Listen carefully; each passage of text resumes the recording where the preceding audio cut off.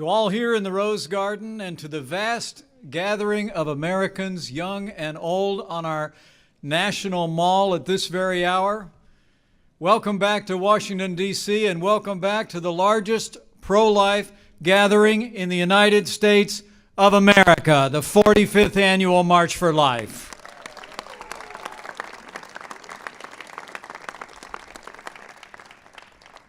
More than 240 years ago, our founders wrote words that have echoed through the ages. They declared these truths to be self-evident, that we are, each of us, endowed by our Creator with certain unalienable rights, and that among these are life, liberty, and the pursuit of happiness. 45 years ago, the Supreme Court of the United States turned its back on the unalienable right to life. But in that moment, our movement began. A movement that continues to win hearts and minds. A movement defined by generosity, compassion, and love. And a movement that 1 year ago tomorrow inaugurated the most pro-life president in American history, President Donald Trump.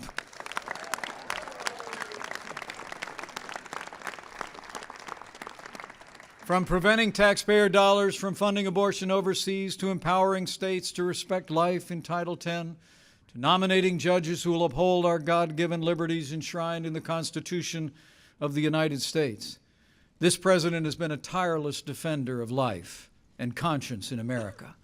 And today, President Trump will do even more to defend the most vulnerable in our society. My friends, life is winning in America because love saves lives. And know, as you march for life, that your compassion, your persistence, your activism, and your prayers are saving lives. And this pro-life generation should never doubt we are with you. This president stands with you. And he who said, "Before I formed you in the womb, I knew you," is with you as well. And I believe with all of my heart, with your continued dedication and compassion, with pro-life majorities in the Congress, with President Donald Trump in this White House, and with God's help, we will restore the sanctity of life to the center of American law.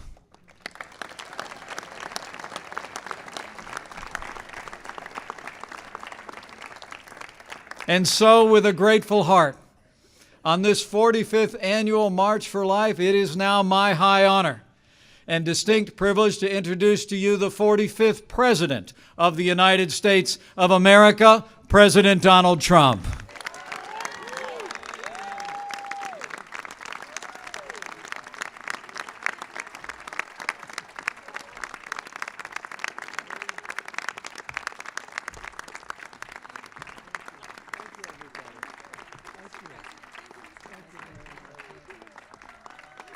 Thank you very much. That's so nice. Sit, please. We have tens of thousands of people watching us right down the road. Tens of thousands. So I congratulate you. And at least we picked a beautiful day. You can't get a more beautiful day. I want to thank our Vice President, Mike Pence, for that wonderful introduction. I also want to thank you and Karen for being true champions for life. Thank you. And thank Karen. Today I'm honored and really proud to be the first president to stand with you here at the White House to address the 45th March for Life. That's very, very special. 45th March for Life, and this is a truly remarkable group. Today, tens of thousands of families, students, and patriots, and really just great citizens gather here in our nation's capital.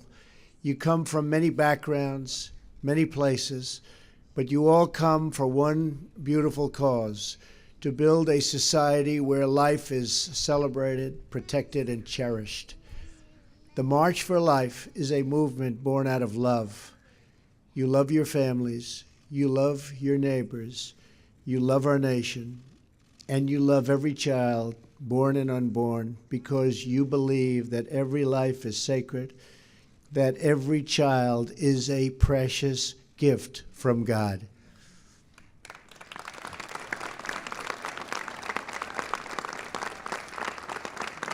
We know that life is the greatest miracle of all. We see it in the eyes of every new mother who cradles that wonderful, innocent, and glorious newborn child in her loving arms. I want to thank every person here today and all across our country who works with such big hearts and tireless devotion to make sure that parents have the care and support they need to choose life. Because of you, tens of thousands of Americans have been born and reached their full God-given potential. Because of you. You're living witnesses of this year's March for Life theme, and that theme is Love Saves Lives.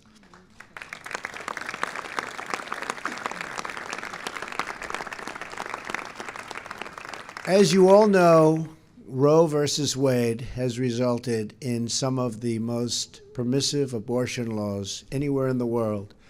For example, in the United States, it's one of only 7 countries to allow elective late-term abortions, along with China, North Korea, and others. Right now, in a number of states, the laws allow a baby to be born from his or her mother's womb in the 9th month. It is wrong. It has to change.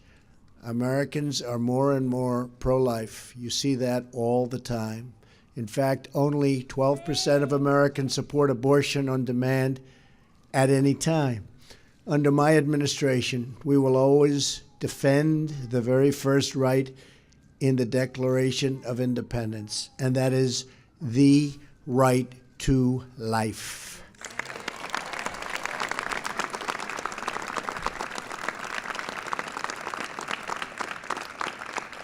Tomorrow will mark exactly 1 year since I took the oath of office. And I will say our country is doing really well. Our economy is perhaps the best it's ever been.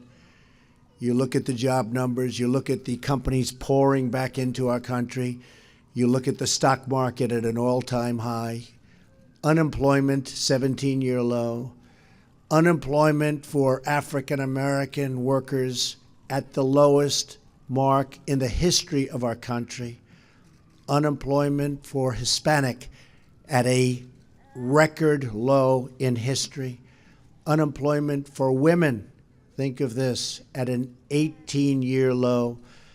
We're really proud of what we're doing. And during my first week in office, I reinstated a policy first put in place by President Ronald Reagan, the Mexico City policy. I strongly supported the House of Representatives' pain-capable bill, which would end painful late-term abortions nationwide. And I call upon the Senate to pass this important law and send it to my desk for signing.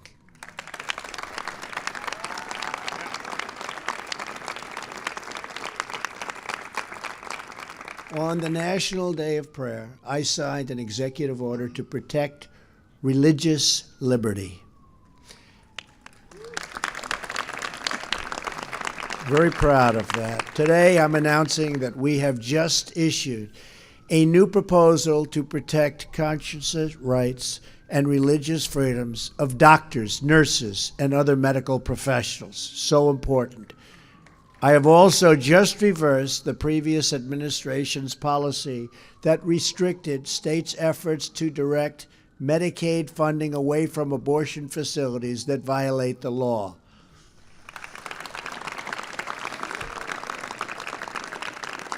We are protecting the sanctity of life and the family as the foundation of our society. But this movement can only succeed with the heart and the soul and the prayer of the people. Here with us today is Mary Anna Donadio from Greensboro, North Carolina.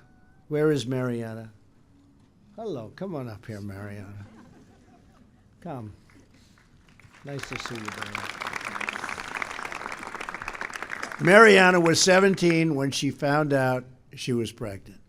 At first, she felt like she had no place to turn. But when she told her parents, they responded with total love, total affection, total support. Great parents? Great? I thought you were going to say that. I had to be careful. Mariana bravely chose life and soon gave birth to her son. She named him Benedict, which means blessing. Mariana was so grateful for her parents' love and support that she felt called to serve those who were not as fortunate as her. She joined with others in her community to start a maternity home to care for homeless women who were pregnant.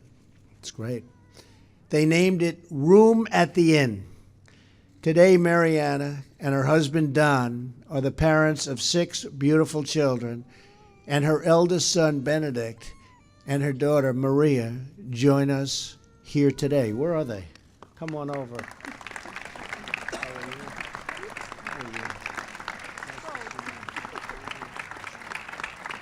That's great.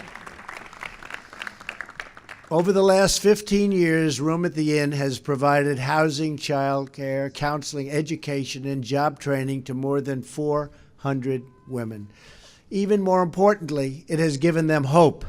It has shown each woman that she is not forgotten, that she is not alone, and she really now has a whole family of people who will help her succeed. That hope is the true gift of this incredible movement that brings us together today. It is the gift of friendship, the gift of mentorship, and the gift of encouragement, love, and support. Those are beautiful words, and those are beautiful gifts. And most importantly of all, it is the gift of life itself. That is why we march. That is why we pray, and that is why we declare that America's future will be filled with goodness, peace, joy, dignity, and life for every child of God. Thank you to the March for Life, special, special people, and we are with you all the way. May God bless you, and may God bless America. Thank you. Thank you. Thank you very much.